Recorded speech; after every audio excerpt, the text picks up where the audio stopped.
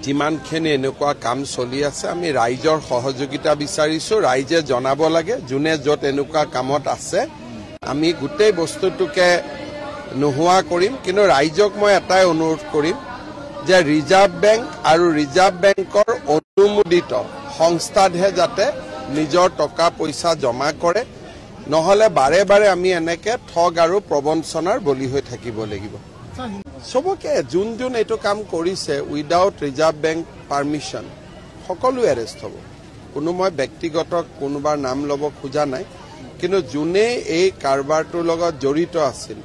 আৰু ৰিজাৰ্ভ বেংকৰ অনুমতি নোহোৱাকৈ আমাৰ দেশত কোনেও বিত্তীয় লেনদেন কৰিব নোৱাৰে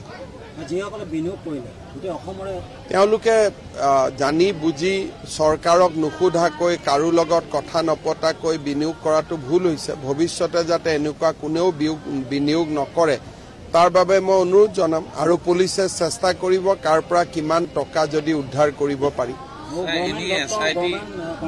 মোক ব্যক্তিগত নকৰিব আৰু কাৰবাৰ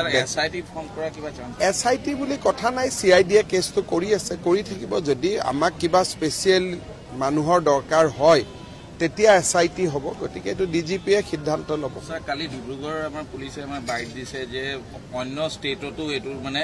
এইটো গোটেই অল অভাৰ ইণ্ডিয়াতে হয় আৰু আমি ভাৰত চৰকাৰকো আমি জনাইছো যে এনেকুৱা ঘটনা এটা চলি আছে থ্যাংক ইউ স্যাৰ